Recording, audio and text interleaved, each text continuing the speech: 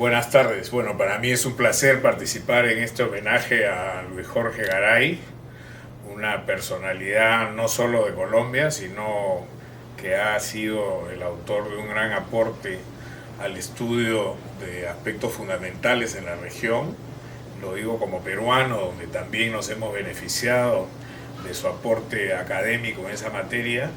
Luis Jorge no solamente es ingeniero y ha estudiado economía, sino que, como ya se ha señalado, seguramente es una persona que decidió aportar su conocimiento académico a la realidad, y por eso es que también ha tenido participación como asesor de gobiernos y como un autor muy prolífico, generando permanentemente información analítica que puede ser utilizada luego para aportes muy concretos en la modificación de la realidad, sobre todo un tema que creo que ha sido el que le ha tomado mucho tiempo, dedicación, y que desembocó en este concepto tan fundamental hoy día para comprender la realidad del crimen organizado en América Latina y en el mundo,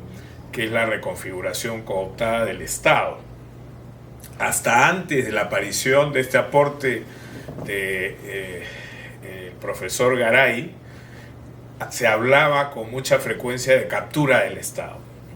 Y la captura del Estado, tradicionalmente entendida como aquella influencia que ejercían determinados grupos de poder sobre la toma de decisiones de los gobiernos. No era la captura literal del Estado como muchos pensaron en su momento, es decir, que grupos criminales o grupos políticos con determinado interés tomaran el control directo, fáctico, físico de un Estado, como efectivamente ha ocurrido también a lo largo de la historia. En el caso peruano, por ejemplo, con la elección de Alberto Fujimori, su posterior autogolpe de Estado y el control absoluto del poder legislativo, el poder ejecutivo y todas las instituciones del Estado peruano, se generó una situación literal de captura. No había espacio público en el que no hubiera un control centralizado por parte del régimen autoritario y corrupto de Fujimori. Sin embargo, es gracias a Garay que se avanza del concepto de captura del Estado tradicional a partir de esta novedosa definición de reconfiguración cooptada del Estado,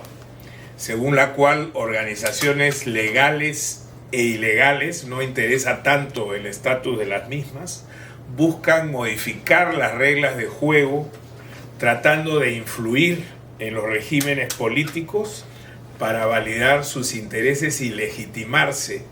imponiendo un modelo que es contrario a los intereses del bien común.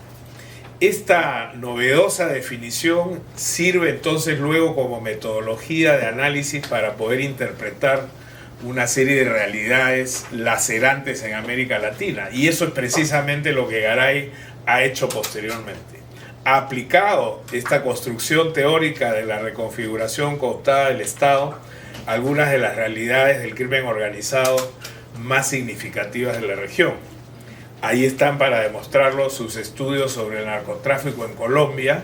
y cómo las organizaciones de narcotraficantes han pasado por 3 etapas. En un primer lugar, a una confrontación violenta con el Estado, luego tratando de penetrar en la presidencia de la República o de influir en el poder legislativo, como ocurrió de manera muy clara y muy bien explicada en su obra con Pablo Escobar Gaviria. También hemos podido aprender de esta aplicación del concepto de reconfiguración cooptada del Estado, la situación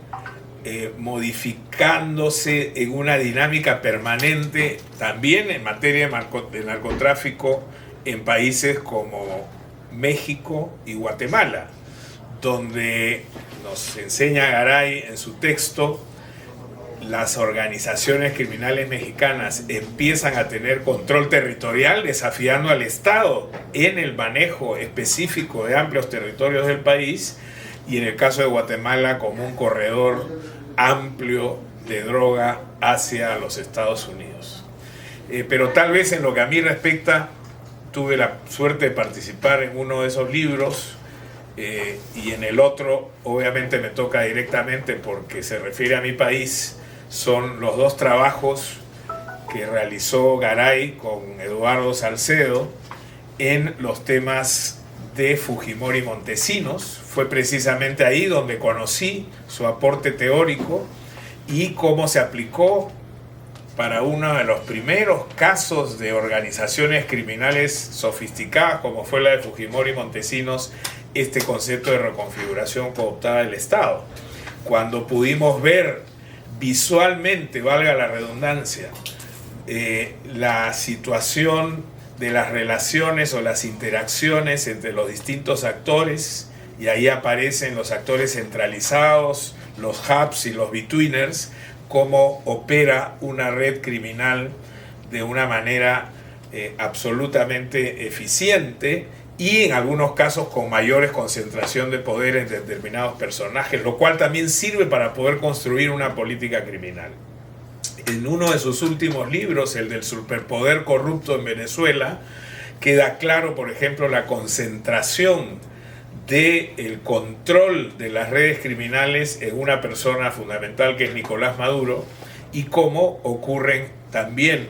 interacciones con determinados betweeners o intermediarios que permiten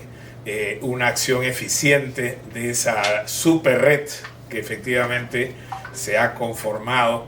con estas fuerzas corruptas en Venezuela. Y lo mismo sirve y ha servido en la aplicación del ejemplo de Lavajato en el Perú. Es gracias a Garay y Salcedo que se aplica este modelo visual para entender la reconfiguración cooptada del Estado, y queda claro, por ejemplo, que en el caso peruano de Lavajato, el agente